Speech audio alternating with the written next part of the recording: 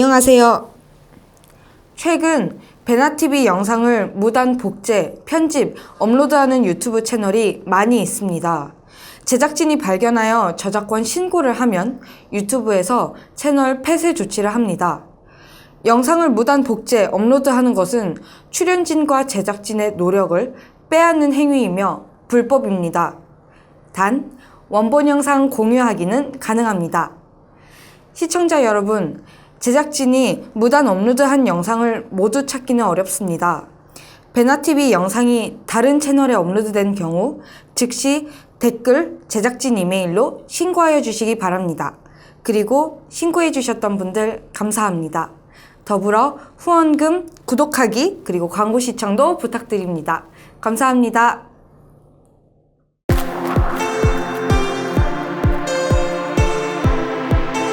아시는 네. 네. 이거까지 전달해주세요. 이거 다음 주 월요일이 스승의 날이라 준비했어요. 와. 그래서 이거는 촬영 끝나고 박사님 가져가시면 되고요. 그 다음에 이거 네. 네, 저희는 얼른 감사합니다. 넥타이랑 이거 그 돈은 저 사모님이랑 맛있는 거 아이고. 사드시라고. 법에 안 걸리는 거죠? 네. 그 다음에 이거는 제가 사비로 산 어버이날 선물. 고맙습니다. 갖고 갈까요 오늘? 넥타이도 색깔이 원하시면 아니요 10분의 시작인데 기분. 네, 그래서 고맙습니다. 네. 이제 예, 감사합니다.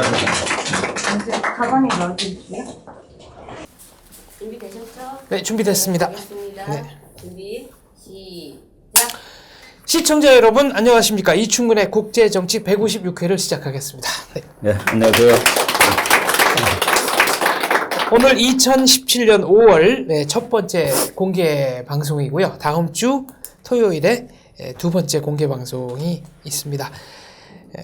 3시까지 50분간 이충근 박사님 말씀을 듣고 10분 정도 질문을 받도록 하겠습니다. 그리고 3시 10분 이후에는 1시간 동안 카메라와 녹음기 끄고 뒤풀이 갖도록 하겠습니다. 오늘 이충근 박사님께서 수원에 강연을 갔다가 오시면서 수금을 해오셨는데요. 서울역에서. 네, 서울역 커피숍에서 우연히 만난 맥도날드입니다. 맥도날드. 아, 서울역 맥도날드에서 우연히 만난 안영작 선생님, 미국 캘리포니아에 거주하시는 분인데요. 이 박사님께 이렇게 즉석에서 베나TV 후원한다고 10만 원 보내주셨습니다. 이 박사님이 직접 받아서 전달해 주셨습니다. 고맙습니다. 감사합니다. 네. 고맙습니다. 자, 오늘 첫 번째 얘기입니다. 문재인 대통령이 트럼프 미국 대통령과 통화를 하고 또 아베 일본 총리, 또 시진핑 중국 국가주석과도 통화를 했습니다. 예. 미국이란 나라가 그 민주주의의 표상인데 미국 사람들이 다른 나라를 대할 때 그 다른 나라의 대통령이라든가 또 다른 나라의 수상, 뭐 왕 이런 걸 대할 때 미국이 자기 나름대로 보이지 않게 설정해 놓은 기준이 있습니다. 그 사람이 미국의 마음에 들고 안 들고는 관계없어요. 그 사람이 민주적으로 선발된 정당성을 가지고 있는 지도자냐 아니냐가 더 중요합니다. 그래서 이제 미국이 볼 때 시진핑은 국민들이 뽑은 지도자는 아닌 거로 봅니다. 우리나라의 지도자 지금 뭐 며칠 전에 대통령 선거했지만은 우리나라의 대통령은 미국이 데모크라틱 프로세스, 레지티메이트, 그리고 일렉티드, 피플 뭐 이런 걸 다 고려해서 정당한 지도자로 보고 민주적. 그래서 미국이 다른 나라의 그 지도자를 볼 때 자기하고 뭐 사이가 좁을 수도 있고 나쁠 수도 있고 그렇죠. 그거보다도 더 중요하게 여기는 기준이 그 정당한 절차를 거쳐서 민주적으로 당선이 되느냐 뭐 이런 거를 이제 많이 따지죠. 그래서 그 문재인 대통령이 될 때 우리나라 많은 사람들이 야, 그 미국하고 각을 세우는 거 아니냐, 미국도 각을 세울 거 아니냐 뭐 이런 생각을 했는데 그런 거는 일단은 없는 거로 이제 국제 정치에서는 그래가지고 당선된 날 이번에는 뭐 그 미국에서는 스냅 일렉션이라고 그러죠. 정상적인 게 아니라 그냥 갑자기 한 거니까 그래서 그 시간대 맞추기도 어렵고 그랬는데 당선된 날 미국 시간으로 낮이겠죠. 우리나라 시간으로는 밤.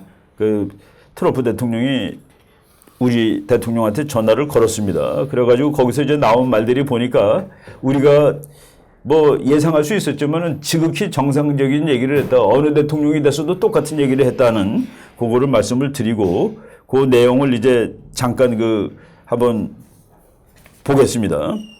그 우리나라 시간으로는 그날 밤 한 10시쯤 된 거예요. 취임한 날. 근데 이제 밤 10시 반이네요. 밤 10시 반부터 11시까지 한 30분 동안 전화를 했는데 그때 이제 한국 대통령이 한반도와 주변 정세의 불확실성이 커져가는 상황에서 한미동맹은 그 어느 때보다 중요하다. 아주 노말이죠, 노말. 그리고 해외 정상 가운데 가장 먼저 축하 전화를 트럼프 대통령께서 받게 되어 기쁘다.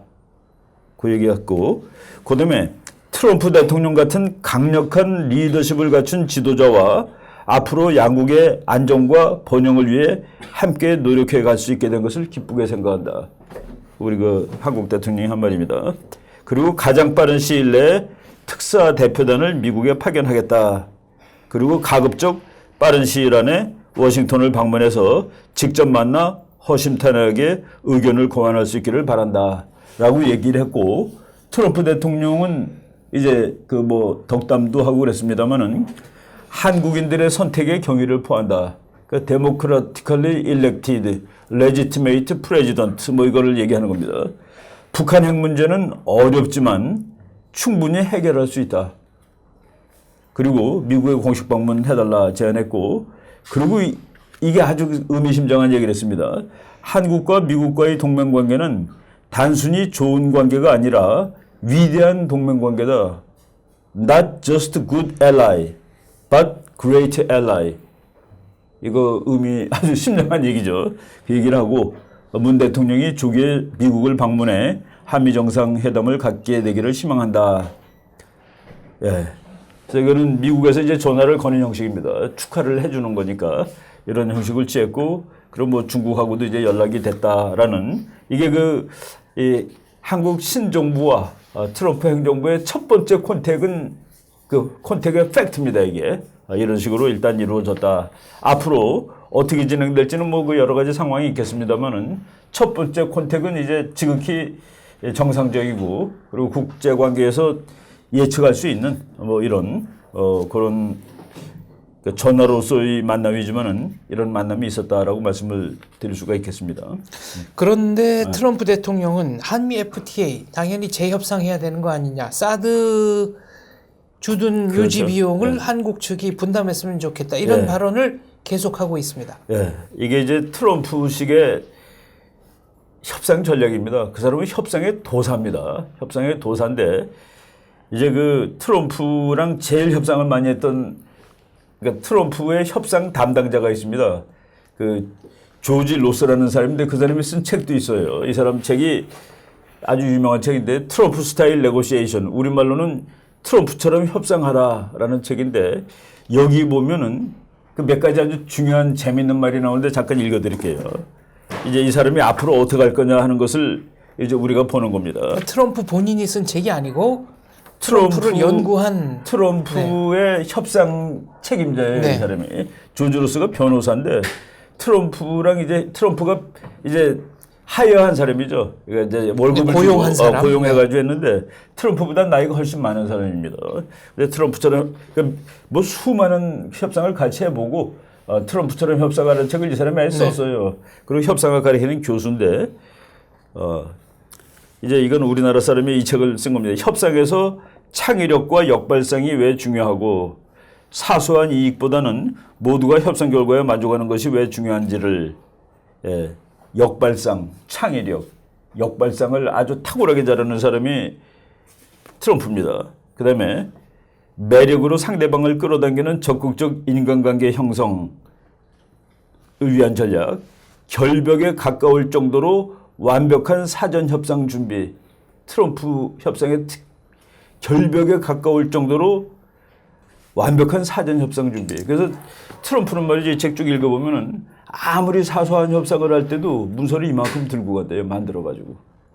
그러니까 이거를 상대방에서 보면은 이게 보통 협상이 아니라 이만큼 들고 오니까 문서를 만들어서 그리고 상대방을 압도하는 능수능란한 협상 전개 능력 여기서 중요한 거는 결벽에 가까울 정도로 완벽한 사전 협상 준비를 한다는 그 얘기입니다. 그리고 이제 이건 트럼프가 직접 하는 말이에요. 이 책의 서문을 트럼프가 썼습니다.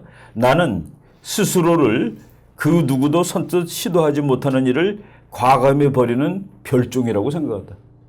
자기가 스스로 별종이에요. 그러니까 예를 들어서 이거를 상대방이 이걸 한 1,000원쯤이면 살 것 같은데 딱 10,000원 부르는 겁니다. 이거 10,000원이야. 그럼 상대방은 황당해합니다. 저게 정신이 있는 놈이에요. 그걸 10,000원이라고 부르게. 그래서 이제 상대방 뭐 번민하죠. 이걸 사긴 사야 되는데 그때 2,000원에 해줄게. 그러면 상대방이 갑자기 싸졌다는 생각을 하고서 1,000원짜리를 2,000원에 사고 잘 샀다고 생각하는 겁니다. 바로 그런 그 황당한 발상인데 누구도 선뜻 시도하지 못하는 일을 과감히 벌이는 별종이다. 나는 큰 그림을 가지고 굵직한 사업을 좋아하지만 그 안에 세부 사항은 별로 좋아하지 않는다. 세부 사항에 관해서라면 나는 거의 대부분을 조지에게 전적으로 맡긴다. 이 사람이 조지입니다. 이 책 쓴 사람. 미국 사람들 트럼프 부하는 트럼프가 일로 가자 그러면은 그 방법은 관계없습니다. 글로 가자가 결정됐기 때문에. 그리고 네가 다 해입니다. 네가 다 해. 바로 이런 거. 그런 걸 보면 이제 우리가 그래서 비전을 제시하는 거, 재량권, 엄청나게 재량권을 준다. 그러니까 우리가 트럼프 대통령이 로이터 통신하고 대화한 거예요. 한국에 그 사드 배치된 거 그거 돈 내야 되는 거 아니겠어? 나는 돈을 한국이 내기를 희망해. 근데 그건 말이 안 되죠. 미군이 쓰는 건데 어떻게 우리가 돈을 냅니까? 그거를 미국이 야 이거 써라 하고 갖다 줬으면 우리가 돈 내라는 게 말이 되는 겁니다. 이게 바로 1,000원짜리를 10,000원 부르는 거랑 같은 방식이에요.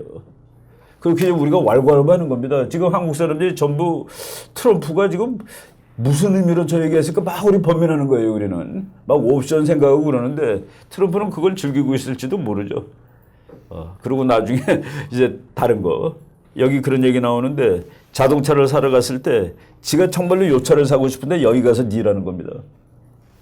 아 이게 비싸서 못 사겠네 뭐 이러면서 다 그런 거죠. 그러니까 다 그런 방식을 이제 많이 쓰는데 여기 그 몇 가지 강력한 대처, 강력한 대처. 모든 사람이 진실을 말하는 것은 아니다. 뭐 이런 거. 비전과 체계, 그리고 준비. 이런 것들이 이 사람의 키워드입니다. 트럼프가 정말로 견딜 수 없어 하는 것이 하나 있는데 그것이 바로 교착 상태다. 트럼프가 정말로 못 견디는 건 교착 상태입니다. 그때는 발로 차고 나가든지 가서 발로 때리든지 북한이 좀 유념해 봐야 될 얘기고 그는 거래가 어떠한 결론에도 이르지 못한 채 무한정 끄는 것을 지독하게도 싫어한다.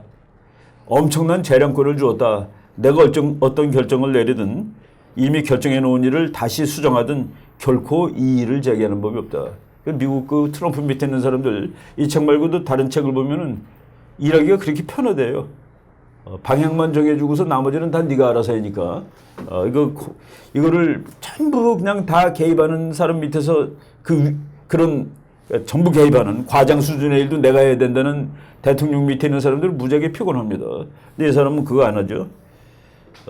확신, 자신감, 열정, 인내, 비전 뭐 이런 얘기들 많이 나와요.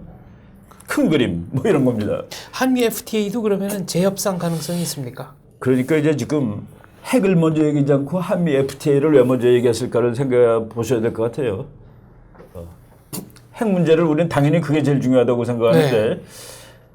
그러니까 자동차 사러 가서 이 차를 사러 갔는데 이 얘기를 꺼낸 거 아닌가 하는 그런 생각을 하는 겁니다.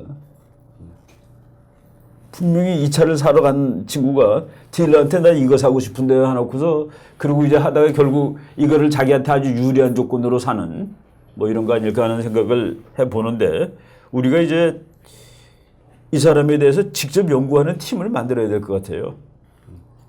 지금 이제 앞으로 이 사람은 국제거래를 다 협상으로 보는 사람이니까 그리고 뭐 동맹이고 뭐고 없는 것이죠. 다 협상하는 거니까. 그래서 뭐 북한도 만나겠다고 그러고 근데 재밌는 거는 항상 under the right condition 무서운 말입니다. under the right condition 올바른 조건이 생기면은 만난다. 근데 그게 뭔지는 얘기 안 하죠.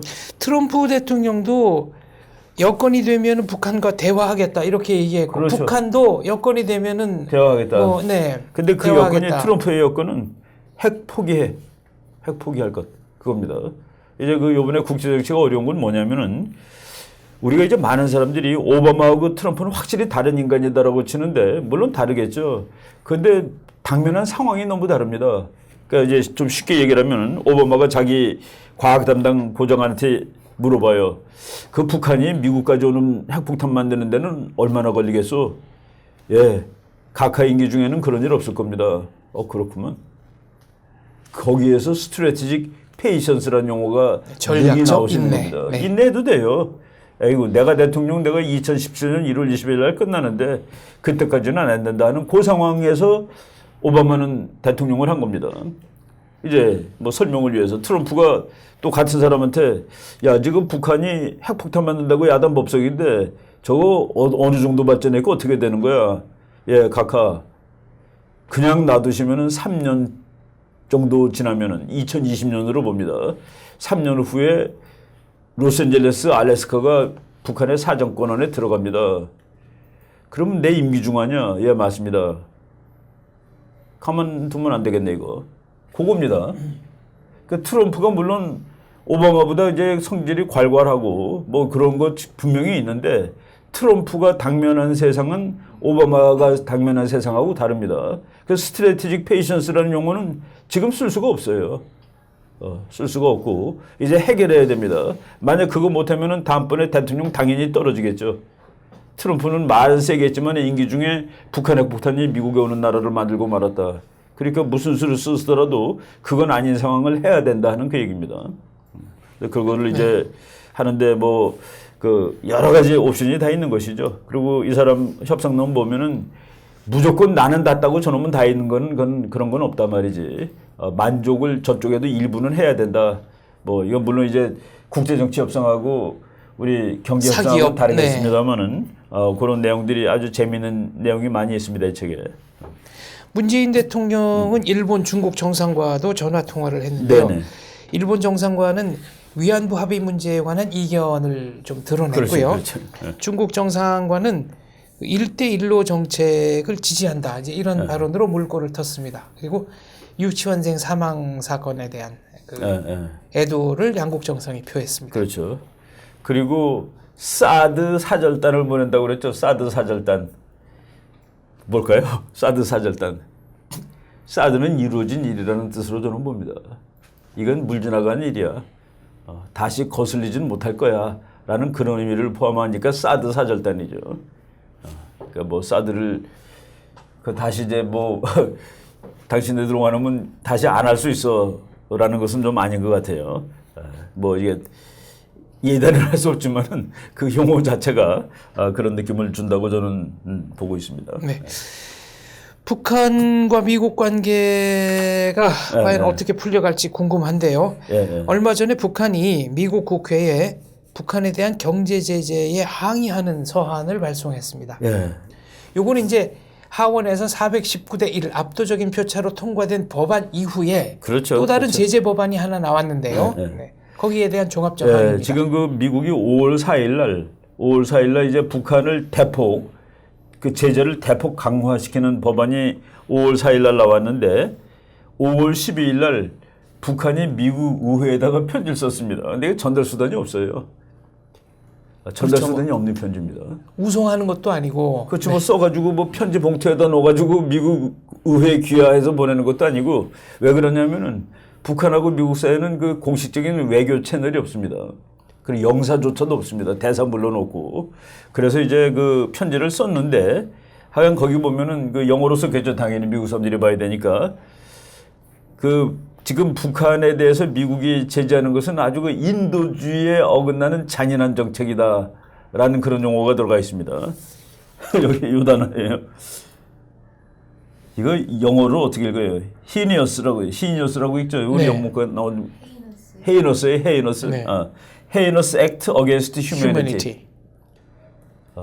북한의 휴머니티에 대한 아주 잔인한 이거 거듭가다라고서 그리고 이게 어떻게 전할지는 모르는데 여기 그 5월 4일 날 한 것 중에 그 419대 1이죠. 419대 1로 통과됐으니 그건 100대 0이나 마찬가지인데 여기에서 미국 트럼프 대통령한테 미국 의회가 요구한 거가 3개월 이내에 저 나라를 테러 지원국으로 지정할 거냐의 여부를 밝혀달라까지 들어가 있는 겁니다. 이거 지정되게 되면 뭐 정말 제곱으로 피곤해지는 것이죠. 이런 것들 들어가 있고 그리고 요 지금 사이에 미국의 그 태평양 사령관이 해리스라는 제독이 지금 평양이 거의 미국을 사정거리에 놓는 핵실험, 핵폭탄, 미사일 이거가 지금 완성돼 가고 있다. 이거 결코 가볍게 보면 안 된다라고 이제 경고를 합니다. 이런 경고를 하고 그리고 심지어 이건 이제 군사적인 경고고 지금 미국이 그 북한한테 그 지금 제안하는 거는 북한에서 만든 어떤 물건도 미국에 팔 수 없답니다. 그리고 북한 배는 미국에 들어올 수 없다. 그리고 북한을 지지하는 나라의 배도 미국에 들어오는 거 이거 다 이제 시비 걸겠다는 그런 얘기죠. 그래서 지금 이 정책이 정말로 이것이 성공하느냐 실패하느냐를 떠나서 지금 미국이 북한에 대해서 요구하는 목적이 뭐냐. 지금 현재 북한 김정은이라는 지도자가 물러나는 거냐 그렇지 않으면 이 레짐 자체가 존재하면 안 된다고 보는 거냐. 거기서 지금 미국의 이 419대 1은 김정은이를 오버하는 겁니다. 김정은 일개인만 참수하는 것이 아니라 그렇죠. 일당 자체를 없애는 쪽으로 그렇죠. 이 북한의 이 경제 체제 정책을 튼 거네요. 이거 자체를 붕괴시키겠으니까 이런 정책을 쓰는 거 아니겠습니까? 그냥 그 체제를 놔두고 사람만 좀 바꿔야 되겠다. 이거 도무지 저 친구는 안 될 것 같다를 떠나서 체제를 붕괴시킴으로써 그 리더도 바꾸지만은 갖고 있던 그거 시스템을 붕괴시키겠다고 지금 나오는 겁니다.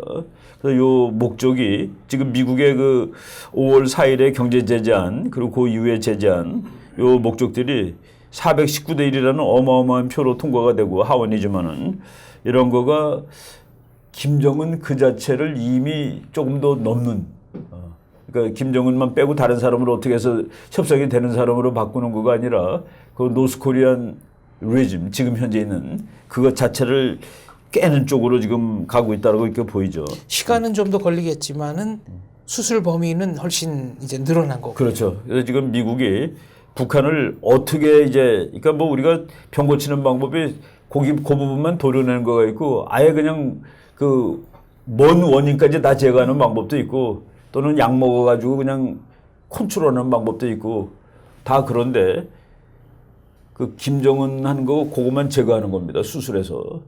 근데 그거보다도 더 많은 것 같은 그런 느낌을 주는 그런 법안입니다. 이번 경제 제재안대로라면은 개성공단에서 만든 물품은 당연히 그대로 문제가 생기죠. 문제가 북한 되는 내에서 것이고. 만든 물건은 이게 영어로 되어 있습니다. Goods produced by North Korean forced labor. 북한의 그 forced labor는 사실 노예 노동이라는 소리인데 강제 노동. would be prohibited from entering the United States. 네, 미국으로 반입되는 것을 금한다. 금한다가 있는데 우리가 만약의 경우 뭐 새 대통령이 이제 개성공단을 오픈하는 쪽으로 좀 그 정책으로 많이 얘기를 했는데 이 문제를 해결하지 않으면 안 되는 얘기죠. 미국에서 만든 북한에서 만든 물건이 미국에 들어오는 것을 금한다라는 제재안이 지금 나왔는데 그럼 개성에서 만든 건 북한에서 만든 거로 치느냐 안 치느냐. 여기는 지금 North Korea's forced labor, 그러니까 강제 노동에 종사하는 북한 노동자들에 의해 만든 모든 제품이라고 그렇죠. 명기했기 때문에 예를 들어 일각에서 주장하는 파주의 공단을 만들고 북한 근로자들을 출퇴근시켜서 그것까지 포함됩니다. 이것도 안 된다는 거네요. 북한 사람들이 강제 노동. 근데 이제 그것이 강제 노동은 아니지 않느냐 그런 것은 해석하기 나름이죠. 강제 노동이 될 수 있는 건 뭘까요? 우리가 1시간이라고 1,000원 받는데 저 사람들 1시간 일했는데 100원 줬다 그러면 미국이 강제 노동으로 볼 수 있죠. 너네들은 왜 똑같이 안 줘 하고서 바로 그런 이거 이 내용이 419대 1로 통과된 5월 4일 날 통과된 법안에 들어가 있는 내용입니다. 이런 것들이 다 이제 어려운 조건들이죠. 미국 신문에는 트럼프 대통령에게 방맹이를 주어준 법안이다 이런 표현이 있더군요. 그러면 만약에 개성공단을 한다거나 지금 말씀드린 대로 파주에 공단을 연다거나 어쨌거나 그런 기업들과 거래를 한 은행도 미국의 제재 대상이 되는 거라고. 지금 뭐 이거 완전히 전방인데 지금 이제 그냥 아주 넓게 말하면은 지금 북한을 제재함으로써 경제 제재함으로써 핵 문제를 해결한다는 거가 되는데 거기에 이제 한국이 조금 오래 했었습니다. 그 개성공단 오래 했죠. 박근혜 대통령이 문을 닫았지만은 그게 이제 국제사회에서는 너희는 도와주면서 우리 보고 돕지 말라 그러면 말이 되느냐 하는 그 조건에 걸린 겁니다. 그래서 그 개성공단 문제가 그렇게 간단하게 이건 국제 문제하고 그대로 연계가 돼 있는 거죠. 북한이 핵을 포기하고 이걸 제재해야 하는데 포기시키기 위해서 그 문제의 개성이 그대로 연결이 돼 있다라고 보시면 됩니다. 금강산 관광도 그러면은 다 그렇죠. 여기서는 미국 입장에서는 캐시 북한의 들어가는 강제 거 노동에 다지. 의한 아니 그거는 캐시가 서비스로- 유입되는 거니까. 캐시 유입도 이번에 이제 그렇죠, 다. 네, 벌크 오브 캐시라 그래서 뭉칫돈 그렇죠. 예, 유입되는 것 자체를 금지한다고 북한에 했습니다. 현금 들어가는 거 다 안 돼요. $100짜리 들어가는 거 다 안 되고. 네, 미국 CIA가 이 와중에 코리아 미션 센터 그러니까 북한 문제만을 전담하는 기구를 만들었습니다. 그리고 네. 보도에 의하면은 일단 한국계 미국인이죠. 한국계 그죠? 미국인 중고등학교 시절에 미국으로 건너간 이민자라고 하는데요. 일단 은퇴를 했던 사람인데 이번에 조직을 만들면서 조직의 책임자로 다시 불러왔다는 얘기입니다. 이게 그 코리아 미션 센터라는 그 뭐 우리말로는 어떻게 번역해야 되는지 모르겠어요. 한국 임무 센터? 북한 전담 센터? 북한 전담 센터라고 하면 되겠네요. 그거를 지금 이번에 그 미국 CIA 국장이 한국 왔다가 이제 한 뭐 열흘 정도밖에 안 됩니다. 지금 한 뭐 열흘 좀 넘었나? 와가지고 그 연평도를 갔었어요.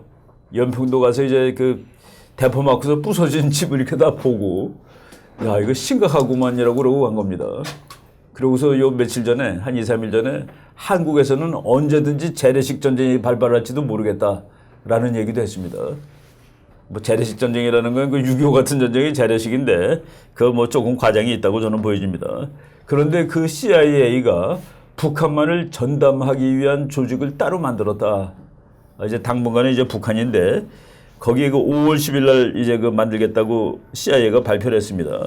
근데 그 센터가 하는 일을 영어로 그냥 말하면은 The center will harness the full resources, capabilities and authorities of the agency to better counter North Korea. 그러니까 북한에 대한 카운터를 더 잘할 수 있기 위해서 CIA의 모든 능력과 자원과 권위를 갖게 되는 그런 조직을 만들었다. 이른바 휴민트 인적 네트워크를 집중적으로 강화하겠다는 그렇죠. 얘기도 했습니다. 그렇죠. 탈북자도 있고 지금 북한에 거주하는 북한의 일반 주민과 네. 북한의 간부들까지도 대상으로 한다는 거죠. 그래서 지금 이제 미국의 당장의 그러니까 미국이 이제 큰 대전략이 있는데 그 대전략을 나가면서 조그만 정책들이 있죠. 그 정책 중에 지금 우선순위는 북한이라는 게 확실한 겁니다. 요 문제는 일단 해결하고 넘어가자. 요거 해결한 다음에 그 다음 것을 생각하자는 확실한 것 같아요. 지금 그 미국 정부가 오바마하고 트럼프하고 이제 확실히 달라진 것 중에 하나가 적이 누구라고 막 발표를 합니다.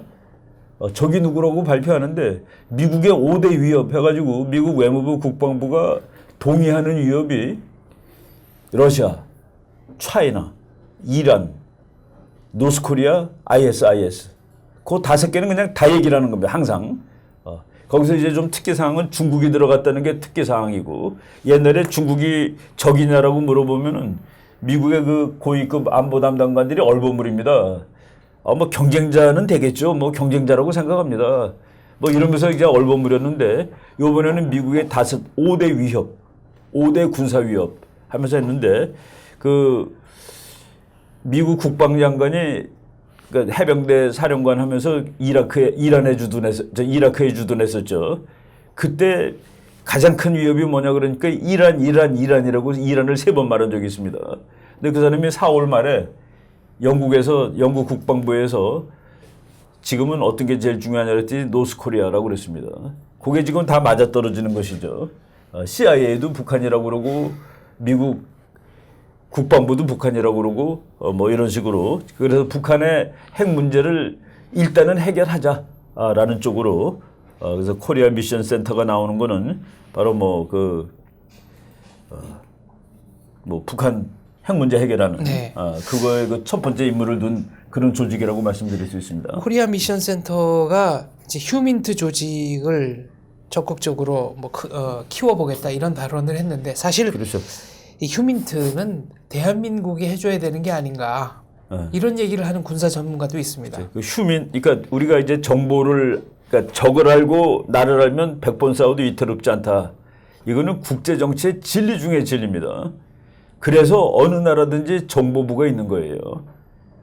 어느 나라든지 정보부. 그래서 그 정보부는 대외 첩보, 국내 첩보를 다 합니다. 왜? 국내에도 적국을 도와주는 사람들이 능히 침투해 있으니까. 그래서 그거 국내 국제가 이제 따로 뭐 국내만 하고 국제는 안 한다 그런 것은 원칙적으로는 좀 말이 안 되죠. 그런데 거기서 이제 이 두 가지가 있습니다. 하나는 휴민트라는 거는 영어로 Human Intelligence, 인간 정보입니다. 인간 정보. 그리고 하나는 시진트라고 그래요. 시그널 인텔리전스. 그거는 이제 보는 겁니다. 사진으로. 미사일이 절로 움직이고 있구나. 없던 공장이 하나 생겼네. 공장의 길이가 이렇게 긴 거 보니까 저게 방사화학실이 북한은 방사화학실이라고 발표했는데 저게 재처리 시설이 확실해. 뭐 이런 겁니다. 근데 이제 미국은 아무래도 시진트죠. 시진트. 그러니까 미국 인공위성으로 보고 뭐로 보고 북한은 그거로 보는 겁니다. 근데 휴민트는 김정은이가 무슨 생각을 하고 있을까? 김정은이가 오늘 아침에 왜 저렇게 화를 내고 있을까? 뭐 이런 거. 김정은이가 뭐 3일 전에는 어디 가서 무슨 파티를 했을까를 아는 게 휴민트인데 휴민트를 미국이 제대로 못 해가지고 휴민트를 뭐 한국이나 일본 거를 많이 의존을 했습니다. 그런데 지금 그것까지도 지가 한번 해보겠다는 그런 의도가 지금 여기 많이 들어가 있는 거예요. 자기가 다 종합하겠다는 그런 휴민트가 무지하게 중요합니다. 마음을 알면 되니까. 근데 이제 네. 뭐 마음 알기는 쉽지는 않지만은. 이건 좀 다른 얘기입니다만은 트럼프 대통령이 CIA의 고위직을 전격 해임했습니다. 코미? 네. 이건 그 어떻게 FBI지. 네, FBI. 네. 그거는 국내 정치예요. 그 원래 FBI 국장이 그 10년 임기가 보장되는 사람이라서 대통령이 누가 되더라도 그 대통령이 됐다고 이렇게 막 갈아치우고 그러진 않습니다. 단 대통령이 해임할 수 있는 권리는 있어요. 그 CIA, 그러니까 저 FBI 네. 국장 또는 CIA조차도 그 뭐 대통령이 해임할 수 있는 권리는 있지만은 정권을 바꿔가면서 하는 사람들도 많이 있습니다. 근데 이번에 코미는 이게 그 미국 국내 정치인데 코미라는 사람이 나는 그 뭐 미국 국내 정치에 대해서 그렇게 큰 관심은 없는데 약간 좀 헷갈려요. 그 사람이 그 의도하는 게 뭔지. 네. 그 내가 그 작년 10월 하순에 한 일주일 미국 가 있었는데 세미나 때문에. 대선 직전이죠. 대선 미국 직전에. 대선 직전. 그 나는 뭐 대통령 선거가 궁금해서 뭐 그냥 하루 종일 텔레비를 틀어놓고 있는데 그때 코미라는 CIA 국장이 힐러리 클린턴이 이제 다 이기는 거로 돼 있는데 지금 힐러리가 숨기고 있는 뭐 이메일이 몇만 통이 더 있다. 이걸 수사하겠다 해가지고 그냥 발칵 난리가 났습니다. 아니 내일 모레 선거인데 네, 수사를 하겠다고 그랬으니까요. 그래서 저 코미가 사람 이름이에요. FBI 국장인데 저 친구가 힐러리를 싫어하나? 아니 대통령 선거 며칠 남겨놓고 말이야. 그래서 트럼프한테 붙었나? 뭐 이런 생각이 들었습니다. 저는. 그러다가 또 한 3, 4일 정도 남겨놓고서는 문제가 없다 하고서 몇만 통을 어떻게 이틀 만에 문제가 있다 없다를 그러놓고 그다음에는 그 트럼프 선거에 러시아가 개입했다. 러시아가 침투하고 있다. 이거 수사해야 되겠다. 뭘 왔다 갔다 하고 그러는데 대통령 된 다음에 러시아하고 트럼프하고 관계가 있냐 없냐에 대해서도 뭐 애매모호하게 얘기를 했습니다. 근데 이제 그거를 요번에 해임을 시켰는데 이쪽 야당에서는 트럼프가 러시아랑 커넥션이 있는 거를 이놈이 파헤치니까 자른 것이다. 뭐 아니다. 그러면서 막 얘기가 나오고 있는데 그건 뭐 우리 뭐 그 현지에서 정확하게 이제 보질 않아서 그 뭐 감을 못 느끼겠습니다만은 조금 코미가 그러니까 트럼프 얘기는 트럼프가 종이 한 장에다 이제 너는 해고야. 트럼프의 제일 유명한 말 You are fired. 그죠? 너는 해고됐어라고 그게 제일 유명한 말인데 거기 그 법무장관이 해고하라고 추천했다. 그래서 너를 해고한다라는 식으로 썼습니다. 방송 프로그램에서 그렇죠. 트럼프가 자기의 트레이드 마크처럼 했단 그렇죠. 말이죠. 그래서 그 해고를 했는데 그러니까 무능하다라는 뜻도 있고 정치적으로 헷갈린다는 뜻도 있고 그래요. 근데 콤이라는 사람은 뭐 자기는 임기를 못 채우니까 화가 당연히 나겠죠. 근데 그 이제 참고로 그 미국의 CIA 국장 중에 조지 테넷이라는 사람이 있습니다. 네. 아주 유명한 국장이지. 그 사람은 클린턴의 CIA 국장도 했고 조지 부시의 국장도 네. 했습니다. 근데 조지 부시의 아버지 조지 허버트 워커 부시 HW 부시 41대 네. 41대 대통령도 CIA 국장 출신입니다. 그러니까 자기 아들이 CIA 국장 된다며 아들아 그 CIA 국장은 대통령이 바뀌었다고 함부로 막 바꾸는 건 아니야. 그래서 그 지금 조지 테넷 국장은 일단 그 사람은 이제 클린턴이 임명한 사람이에요. 그러니까 완전히 뭐 민주당 계열이죠. 그 사람을 그냥 쓰도록 해라 해가지고 그냥 썼습니다. 근데 미국 대통령이 이라크에 핵폭탄이 있는지 알겠어요? 모르지. 누구한테 물어봅니까? 국장. 이라크에 핵이 있어요? 그러면 국장이 있다 그러면 있는 거고 없다 그러면 없는 것이죠. 근데 그 조지 테넷 국장을 이제 조지 부시 대통령이 아버지가 그 함부로 뭐 이렇게 하지 말라고 그래가지고 이제 클린턴의 CIA 국장임에도 불구하고 쭉 썼습니다. 근데 나중에 전쟁하러 가기 직전에 정말로 이걸 공격을 할까 말까 할 때 다시 마지막으로 조지 테넷 국장한테 물어봅니다. 그 후세인이 대량 파괴 무기 갖고 있는 건 확실하죠? 라고 물어보니까 조지 테넷이 아유 그거 걱정하지 마십시오. It's a slam dunk. 슬램 덩크가 뭡니까? 농구 선수들이 공을 키 큰 놈들이 위에다 이렇게 꽂는 겁니다. 이건 100% 들어가는 거예요. 아유 그거는 슬램 덩크예요. 그 우리말로 번역은 아유 당근이에요. 네, 그런 소리죠. 백발백중입니다. 그렇죠. 네. 당근이에요. 그러니까 전쟁하러 간 겁니다. 그 조지 테넷이 클린턴이 임명한 미국 CIA 국장이 마지막으로 확인해보는 공화당 대통령한테 아유 그거는 뭐 걱정하지 마세요 하고 전쟁한 것이죠. 그래서 이제 그게 그 조지 테넷이 속인 거냐 뭐냐 이런 거는 뭐 아닌데 아닙니다. 그 사람도 이제 확인을 한 것이죠. 나는 있다고 스스로 확인합니다. 그걸 이제 어떻게 확인하냐면 그 말이 좀 세지만은 프랑스가 전쟁하기 직전에 죽어도 이 전쟁은 안 된다. 이거는 나는 결코 반대하겠다라고 막 입에 거품을 풉니다. 그 프랑스 그 외상이 나와가지고 유엔에 와서. 근데 미국이 전쟁을 시작하고서 뭐 아무리 자기가 막 그래도 전쟁을 시작했단 말이죠. 그런데 한 일주일 정도 됐을 때 뭐라고 그랬냐면은 그 프랑스 외상이 만약 이라크가 유엔군, 미군, 뭐 연합군에 대해서 화학 무기를 사용하면 우리는 미국 편이다 그랬습니다. 나는 그때 내 나름대로 해석하기를 프랑스 놈들이 이라크한테 무기를 많이 팔아먹었구나. 이라크에. 네. 이라크에. 그러니까 그 이라크에 무기를 산 후세인을 미국이 제거해버리면 돈을 어디 가서 받습니까?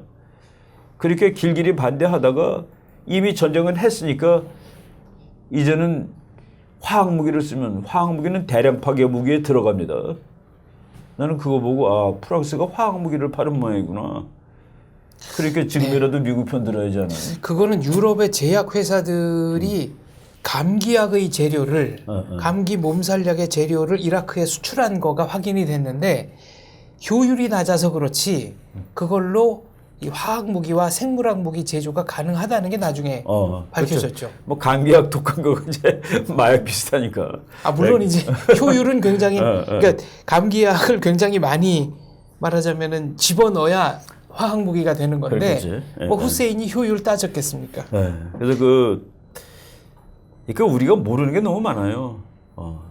그러니까 조지 테넷이 왜 그랬을까? 조지 테넷이 뭐 이런 책도 큰 거 다 쓰고 그랬는데 자기가 그 얘기도 해요. 슬램덩크라고 자기가 얘기했다고.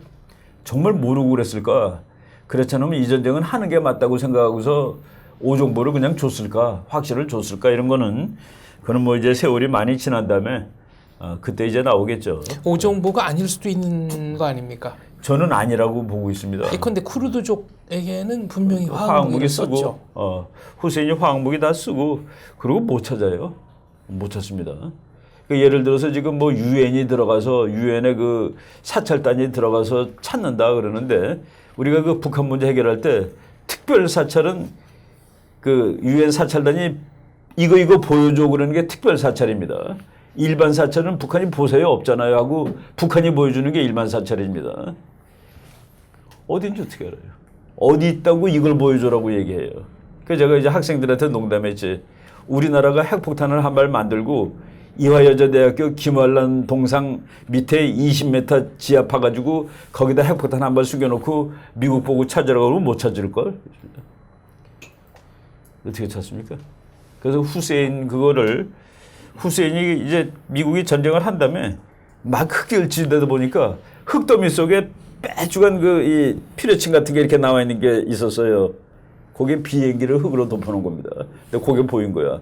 비행기조차도 흙으로 덮는데 뭐 화학무기 네.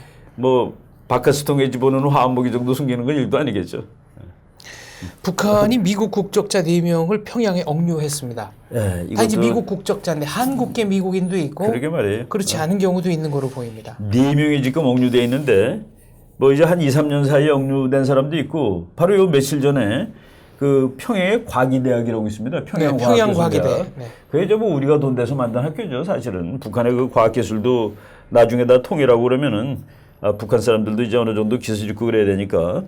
근데 이제 거기에 그 김학성 교수라는 사람, 이 사람도 이제 미국 시민권자입니다. 그러니까 뭐 그 대학 교수죠.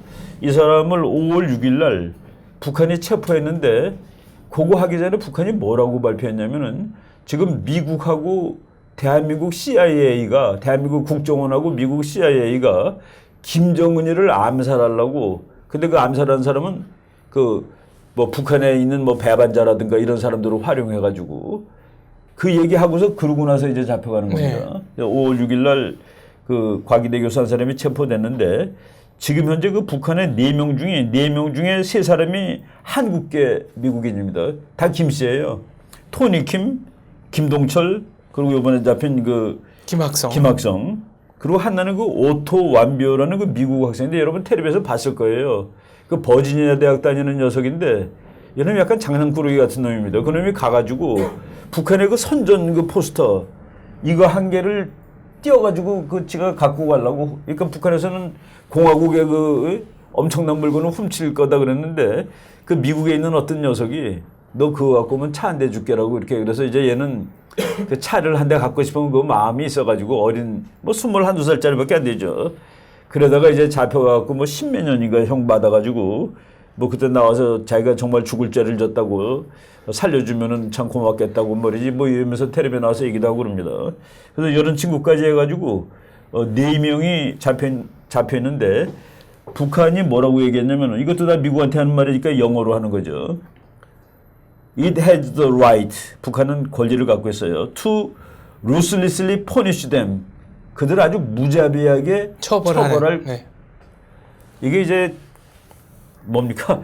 미국은 김정은이를 폭격하겠다고 그러고 북한의 핵시설을 폭격하겠다라고 협박을 하는데 그럼 너네 얘네들 다 죽어. 미국 시민들. 그 미국은 그 한 사람을 무지하게 소중하게 치는 나라입니다. 미국은 6.25 때 북한에서 죽은 것이 확실한데 시체를 못 찾았어요. 지금도 가서 그걸 찾고 있습니다. 그거 찾아가지고 그거를 뭐 DNA 검사해서 누구라고 그러고 지금도 아주 성대하게 장례식을 쳐주고. 그게 이제 그 미래에다가 국가의 기준을 두고 있는 나라는 당연히 그걸 하는 겁니다. 미국의 국가의 그 기본은 미래에 있습니다. 그 할아버지는 다 달라요. 그렇지만은 손자가 같기 때문에 한 나라를 이루고 사는 미국이 그래서 그런 거를 끊임없이 그래서 미국의 애국심을 끊임없이 고양을 시키기 위해서는 70년 전에 전사한 그 유골도 찾아서 가져다 하는 살아있는 사람 4명이고 그리고 김씨들이니까 아닙니다. 다 미국 시민이에요. 미국은 얼굴 가지고 시민권 따지지 않습니다. 미국은 어차피 세계에서 모여서 만든 나라이기 때문에 하얗게 생긴 사람, 트럼프처럼 생긴 사람만 미국 사람이 아니에요. 오바마처럼 생긴 사람도 미국 사람이고, 그리고 펜스 대통령 왔을 때, 부통령 왔을 때, 부통령 바로 옆에 따라가던 미군 대령 이모 씨, 그 사진 크게 났죠. 트럼프 이러고 네, 왔는데 한국계 미국 거기 미군 대령이 US 아미 그리고 대령 마크 딱 쓴 리 한국 사람. 그 사람이나 그 뒤에 있는 대장 그 흑인 대장이나 미국에서는 다 똑같은 미국 사람입니다. 이거를 북한이 확실하게 사용을 하는 거죠. 그래서 미국은 야 너 인간적으로 그런 식으로 이거는 그 말이 안 되는 그거다. 라고 미국은 비판하고 그 북한은 미국이 자기를 건드리지 못하는 인지를 잡고 있는 그러니까 뭐 참 땀나는 일입니다. 이거는 트럼프의 입장에서 미국 국무부나 입장에서 보면은 참 피곤한 일이죠. 네. 한 시청자가 댓글로 질문해 주셨는데요. 미국과 러시아 비행기가 6m 간격까지 접근해서 비행을 했다. 이거는 어떻게 봐야 되느냐? 20피트. 네. 네, 그게 이제 냉전 시대의 치킨 게임이 지금 다시 살아나고 있어요. 그게 참 세상의 역사가 반복되는 건데 그게 이제 어느 나라든지 그러니까 국가들은 그만큼 상대방의 행동을 믿을 수가 없는 겁니다. 아니 그냥 지나가게 놔도 그 나라 전투기가 그거는 국가들은 안 하는 거예요. 야 저기 다른 나라 비행기가 왔는데 우리가 어떻게 안 뜨니? 그래서 뜨는 거를 스크램블링이라고 합니다. 이제 군사 용어로. 스크램블링이 한국말로 뭐가 되나? 교란이요? 초기의 비행 뭐 그래서 하여간 공군은 그래서 이제 뭐 3분 대기죠. 네. 북한이 비행기를 그냥 이제 남쪽으로 비행기가 막 한 10대가 와요. 그럼 우리나라도 그냥 앵앵 사이렌 걸리고 공군 조종사들 뭐 쉬고 있다가 우당탕 비행기로 뛰어가는 겁니다. 그래가지고 3분 만에 가서 이제 조우를 하는 거예요. 그래서 3분 대기조라고 그러고 그 일본 뭐 중국 뭐 어느 나라든지 그걸 합니다. 근데 냉전 시대 때 이제 미국 항공 함대가 가면은 소련 폭격기가 다 와요. 그걸로 전부 다 공해니까 와들 걸리가 있지. 그러면은 즉각 떠가지고 옆에 가서 붙습니다. 미국 전투기가. 그래서 둘이 이렇게 날아가는 소련의 이 프로펠러 달린 폭격기 옆에 미국 전투기가 따라가는 그게 아주 유명한 냉전 시대 때 매일 보는 그림이죠. 서로 조종사들이 얼굴을 봅니다. 네. 얼굴이 보일 정도로. 근데 요번에 6피트까지 갔는데 60피트. 그래서 60피트니까 30cm, 그러니까 18m? 아무튼 굉장히 네. 뭐 그러니까 보니까 뭐 얼굴까지 다 보이는 데까지 가서 이렇게 나르는 겁니다. 이게 나르는데 아니다 20피트. 20피트니까 6m 정도. 네. 그걸 삐끗하면은 서로 부딪히는 거예요. 거기 뭐 중국하고 미국하고 부딪혀가지고 그 부시 추락도 하고 추락해가지고 중국 비행기 추락한 적도 있고 그렇죠. 근데 그거는 도발자가 사실은 미국입니다. 어디서 일어난 일이냐? 흑해에서. 흑해는 어디예요? 소련의 내해나 마찬가지지. 네, 여기 소련 바로 밑에. 네, 요쪽에 이제 보시면 여기입니다. 네, 여기 러시아가 있고, 네, 여기. 이거는 뭐 아무리 봐도 흑해 여기는 흑해는 또 공해니까 비행기가 날라도 괜찮아요. 미국 전투기가 나는데 소련 전투기가 와서 붙은 겁니다. 이게 참 미국 비행기가 뭐 무슨 해코지를 할까 그게 아니라 해코지를 할 거다라고 상정을 하는 것이 국제 정치죠. 근데 지금 왜 한 겁니까, 그러면? 미국이요? 네. 정보 수집도 있고 항상 관찰하고 뭐 그러는 거죠. 그래서 그 군인들이 그 적대적인 라이벌 관계에 있는 나라들은 항상 하는 겁니다. 우리나라는 지금 일본 비행기가 떴을 때 할지 잘 모르겠어요. 난 안 하는 거로 보는데 일본 비행기가 예를 들어서 뭐 독도 쪽으로 날아왔다. 그럼 아마 우리도 뜰 겁니다. 근데 이제 그걸 스크램블링이라고 그래요. 그 미국은 스크램블링도 하나의 전략으로 칩니다. 그 대북 전략 중에 5030 우리 얘기 언제 했어요. 네.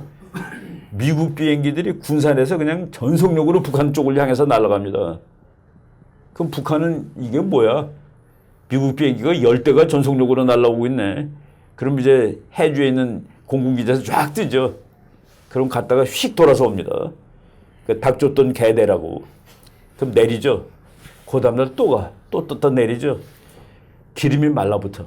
소모 전략. 네. 그거를 미국이 하고 있는 겁니다. 동해바다에 비행기 70대 실은 칼빈슨호가 와서 쉬지 않고 비행기가 떴다 내렸답니다. 그거 북한이 어떻게 감당할지 한번 상상을 해보세요. 그 그림은 우리한테 잘 안 보이죠. 내가 그 미군 항공모함을 한번 타봤는데 뭐 그냥 일도 없어요. 시작 떴다 내렸다 하는 겁니다. 내가 그 항공모함에 한 너댓 시간이 있었는데 떴다 내리는 거가 뭐 한 100번은 되는 것 같아. 잘도 떴다 잘도 내리더라고요. 그 손바닥만한데 그거가 빙빙 도는 거가 다 남한테는 스크램블 대상입니다. 항공모함 얘기가 나왔으니까 한번 여쭙겠습니다. 최근에 그 만약에 트럼프 대통령이 한국에 온다면 한미 정상회담을 항공모함 이 선상에서 하면 어떻겠느냐 이런 아이디어가 낙선된 후보 네. 쪽에 거기서 그 칼빈슨 호에서 한미 정상회담을 제안하겠다. 그건 뭐 그냥 상식적으로 재미있는 얘기인데 현실적으로는 불가능입니다. 항공모함에 갈 방법이 없어요. 방법이 없는 게 아니라 항공모함에 내리려면은 그 바다에 떠 있는 항공모함에 내리려면은 헬리콥터로 내리든가 그렇지 않으면 그냥 가가지고 덜컹하고 걸리든가 갈쿠리에 걸립니다. 그렇죠. 그러니까 비행기가 빨리 내리니까 항공모함 밑에서 갈쿠리를 해서 이제 잡아채는 거죠. 비행기가 이제 항공모함에 내리면은 그 내릴 때 갈쿠리를 이렇게 내려요. 그러면서 갈쿠리가 이제 그 비행기 항공모함 쪽인데 거기 그 중에 하나에 걸리는 겁니다. 그래서 비행기가 덜컹하고 씁니다. 트럼프 나이 정도 되는데 그렇게 내려면 아마 기절할 거예요. 근데 가보셨다면서요, 항공모함. 그러면 그거로 내렸습니다. 충격이 상당한가요? 그러니까 경험을 얘기하면은 그러니까 대한민국에 항공모함 타본 사람 뭐 몇백 명 다 될 거야. 그거로 이렇게 내린 사람. 이제 곧 내립니다 그러길래 나는 인천공항에 내릴 땐 곧 내립니다 그러고 10분도 오잖아요. 네. 뭐 이제 내리나 보다 했는데 한 3초 만에 내렸습니다. 근데 그때는 몰랐어요. 하도 덜컹해가지고 그때는 몰랐는데 이제 뜰 때는 떨리더라고요. 이제 곧 출발합니다 하는데 고무줄로 쏘는 거예요. 그러니까 시속 0에서 시속 200km 한꺼번에 되는 겁니다. 그러고서 동해바다에서 평택까지 1시간 오는데 계속 피가 뒤로 흐르는 기분을 느끼면서 왔습니다. 그래서 그 갈 때 뭐 고혈압이 있는 사람, 뭐 한 사람은 체크하래요. 그런 사람은 타면 안 된다고 그래서 난 뭐 그냥 뭐 그런 것도 생각도 안 하고 체크하고 갔는데 우리나라 대통령이라든가 미국 대통령을 그렇게 착륙시킬 수는 없습니다. 근데 헬리콥터로 착륙하면은 이제 수직 이착륙은 되지 않느냐. 수직 네. 이착륙은 되는데 그러면은 이제 우리나라에서 제일 큰 비행장에 트럼프가 내려야 되죠. 네. 칼빈슨에 가려면 지금은 이제 그 미국이 여기까지 와서 거기까지 몇 시간 가야 되는데 그건 논리적으로 안 되는 일입니다. 그리고 미국 대통령이 와야 되니까 또 논리적으로 안 되는 겁니다. 그래서 그거는 이제 재미있는 발상이지만은 현실적으로는 안 되는 발상이라고 보시면 되죠. 알겠습니다. 네. 이충근 박사님의 말씀은 여기까지 듣고 10분 동안 질문 받도록 하겠습니다. 질문하실 분. 네. 김대희님. 예. 지금 미국과 북한 사이에 지금 긴장 관계 있지 않습니까? 예. 혹시 협상으로 갈 가능성이 있다고 생각하시는지, 협상으로 간다면 뭐 미국에서 요구하는 건 당연히 북핵 폐기되고, 만약에 김정은이 협상을 받아들이면 어디까지 요구 조건이 무엇일 것 같으신지? 그러니까 교토통신에서 보도한 내용이 있습니다. 미국이 중국을 통해서 미북 정상회담을 제안했고 북한이 핵을 폐기한다면 레짐 체인지를 비롯한 흔들기를 하지 않겠다 등 몇 가지 이제 약속을 했다는 내용이 이제 있습니다. 거기서 우리가 이제 그 정책 공부하는 이유가 거기 있는데 핵이 없는 북한은 레짐 체인지 당한 북한입니다. 아 그렇군요. 그러니까 네. 김정은이가 핵이 없다 그러면 전갈에서 딱 침을 뺀 거예요. 그럼 김정은이 아니지. 그러니까 거기서 우리가 그거를 읽을 줄 알아야 됩니다. 벌은 침 빼면 죽어요. 김정은이 침 빼면 침이 없는 전갈이든지 침이 없는 일벌이든지 침이 없는 일벌은 죽은 일벌입니다. 그거 김정은이가 핵을 없애면은 레짐 체인지를 안 하겠다. 핵 없애는 게 레짐 체인지인데. 그래서 그거 지금 아주 난감한 일이에요. 쟤네들이 밥도 굶으면서 아직까지 핵을 만든 겁니다. 그런데 제가 오늘 아침에 그 교감 선생님들, 그 초중고등학교 교감 선생님들한테 이제 그 뭐 안보 뭐 이런 거 강의하고 왔는데 북한이 핵을 만드는 이유 제가 그 조선일보에 한 두어 달 전에 썼습니다. 북한이 통일하기 위해서입니다. 북한이 남한을 지가 통일하기 위해서 핵을 갖는 거예요. 아니 그게 밥도 못 먹고 국도 못 끓여 먹습니다. 핵으로. 근데 왜 밥도 못 먹고 저걸 만드느냐. 예. 그러니까 쉽게 얘기해서 미국 빼고 얘기할게요. 북한이 남한한테 다 졌습니다. 근데 핵 하나 가지고 버텨요. 핵이 있어가지고 한국이 그걸 때문에 꼼짝을 못해. 어이 돈 좀 줘. 한국 돈 좀 줘. 돈 좀 줘. 그럼 한국은 당연히 그러겠죠. 핵을 내려놓으세요. 그러면 드릴 테니까. 그 북한은 내가 핵도 없는데 어떻게 돈을 달라고 조를 수가 있겠니? 이거 없으면 너한테 내가 무슨 재간으로 줄 거야 안 줄 거야? 그 한국은 그러겠죠. 핵이 있는 한 줄 수 없습니다. 쉽게 시나리오 그리는 겁니다. 그러면 정말 안 주나 보자고 연평도를 또 공격했어요. 천안함을 또 깨트렸습니다. 그때 우리는 이거 용서할 수 없어 하고서 북한을 단호하게 할 수 있습니까? 핵을 완성한 북한인데. 아마 그때 단호하게 그러면 국민들이 대통령한테 지금 정신 있습니까? 핵 가진 북한하고 어떻게 지금 싸우겠다고 저러는 거예요. 네, 거기까지 못 갑니다. 북한이 핵이 정말로 완벽하게 돼 있어가지고 대한민국을 싸우면 이길 수 있는 상황이 되면은 그러면 우리 국민들이 북한이 해달라는 거 다 해주라고 대통령한테 요구할 겁니다. 그럼 북한은 어디까지 해주길 원할까요? 우리 같이 살아. 그리고 문패는 내일이며 그게 북한입니다. 한스 모겐스 교수가 뭐 우리 자주 인용했지만 한스 모겐스 교수가 그 끝내주는 국제정치학 책에서 그 얘기를 했습니다. 핵을 가진 두 나라가 다투고 있다. 한 나라는 핵이 있고 한 나라는 핵이 없다. 핵이 없는 나라는 옵션이 두 가지밖에 안 남는다. 1. 싸우다 죽는 방법. 2. 항복하는 방법. 북한이 핵을 만들면은 남한이 북한하고 못 싸우고 집니다. 핵으로 죽느니 뭐 그냥 살지. 그런데 이제 미국이라는 변수가 있죠. 미국이라는 변수가 있어서 그렇게는 못 놔도 대한민국이 그 공산주의로 넘어가가지고 일본이 위태로운 건 내가 못 봐줘. 그게 이제 미국 입장인데 그래서 북한은 남한만 공격할 수 있는 핵무기는 쓸모없는 핵무기입니다. 미국의 개입을 막아야 돼요. 미국 개입 때문에 자기가 남한을 대한민국만 때릴 수 있는 핵을 가지고 있으면 그걸 할 거야. 그래갖고 미국을 개입을 막으려면은 로스앤젤레스를 죽일 수 있는 거를 일단 한다면 만들어야 됩니다. 미국 개입하지 마세요. 개입하면 내가 지는데 LA도 없어집니다. 잘 따져보세요. 서울 살리려고 LA 죽여도 되는지. 그게 북한의 대전략이에요. 걔네들 그냥 막 하는 거 아닙니다. 키신저의 핵전략이론 다 읽고 목에서 교과서 다 읽고 하는 거라고 저는 봅니다. 네, 다음 질문 받겠습니다. 그러니까 북한의 레짐 체인지를 안 할 테니까 핵을 내려놔라라는 것은 문법적으로 맞지 않는다. 정치학적 문법은 안 맞는 말이다라는 얘기입니다. 질문이 없으면 제가 하나 여쭙겠습니다. 네. 신우영님. 네, 저 조지 프리드만 그분의 백년라는 책을 제가 봤는데 2020년에는 뭐 중국이 중립 호랑이가 되고 2030년에는 그 일본이 재부상한다고 하는데 그게 박사님께서는 맞다고 보시는지. 그 프리드맨 그 사람이 그 예측을 아주 잘하는 사람입니다. 그래갖고 이제 국제정치학계에서는 그 사람 별명이 21세기의 노스트라다무스입니다. 뭐 노스트라다무스도 다 맞지는 않았으니까 그 사람이 100% 맞는 건 아닌데 그 사람은 그 주장에 논리가 있습니다. 학자들의 주장은 그것이 틀렸다 맞았다에 의해서 점수를 매기는 게 아니라 그 논리를 만드는 과정이 논리적으로 이론적으로 합당하냐 아니냐를 가지고 보는 거죠. 우리가 수학 문제 풀 때 그 논리가 다 맞으면 답이 틀려도 점수를 줍니다. 그죠? 근데 답은 맞았는데 과정이 다 개판이면 점수 넌 못 맞는 거죠.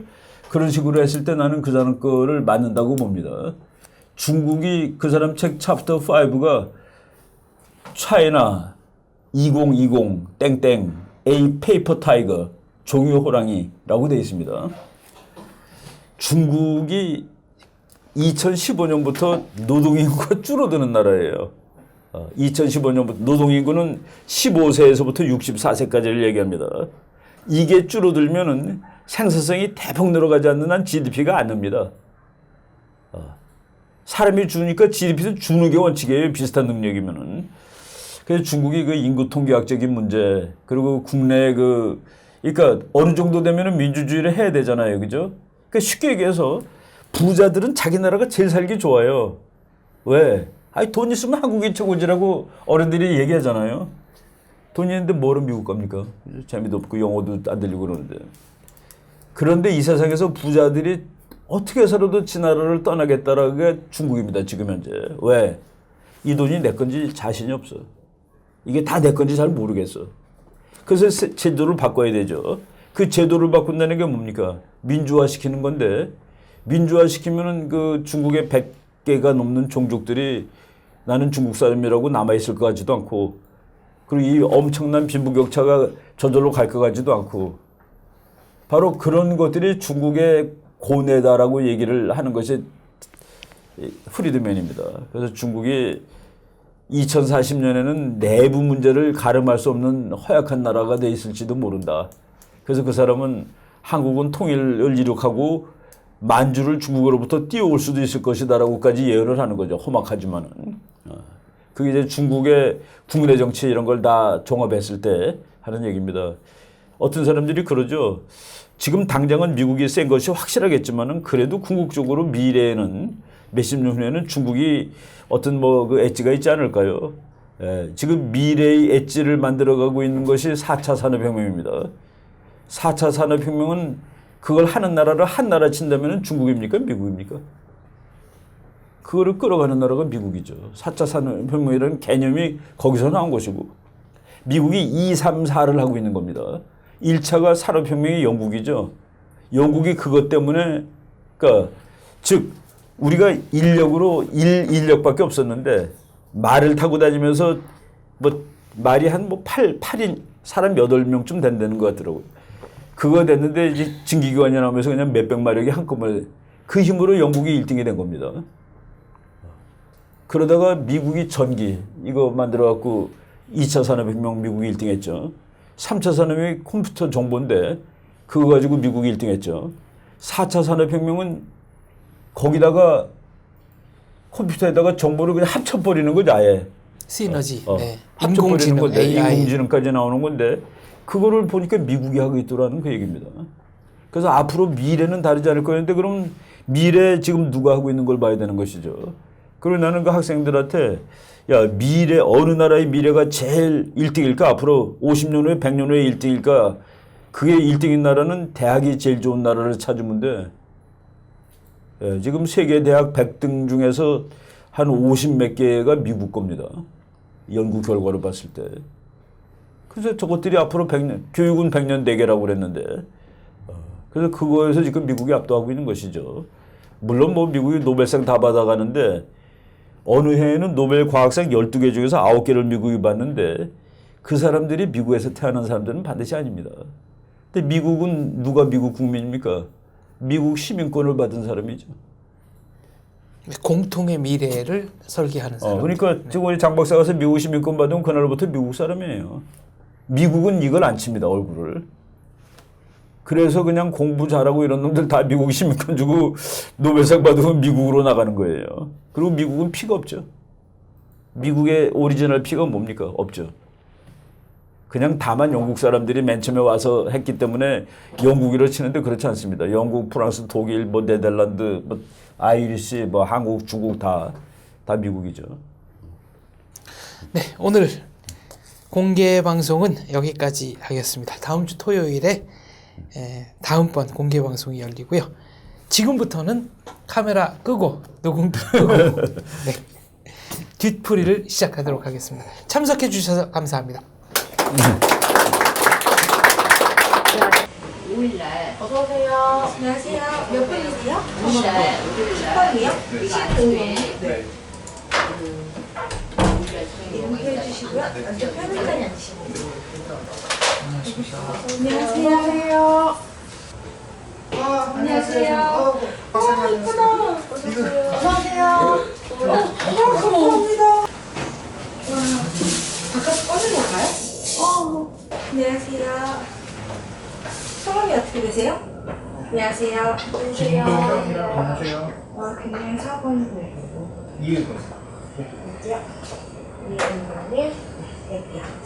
안쪽에 편한자리 앉으세요. 베나TV는 정부기관 및 관련 단체의 후원을 받지 않습니다. 후원금을 받게 될 경우 출연 요청, 주제 선정 등 청탁을 할 수 있기 때문입니다. 그래서 베나TV는 정부기관 및 관련 단체의 후원을 받지 않습니다. 베나TV가 지속적으로 프로그램을 만들 수 있도록 시청자 여러분께 부탁 말씀 올립니다. 시청자 한 분이 한 달에 1,000원씩 후원해 주시는 111 캠페인 많이 도와주시기 바랍니다. 그리고 후원해 주시는 여러분들 감사합니다.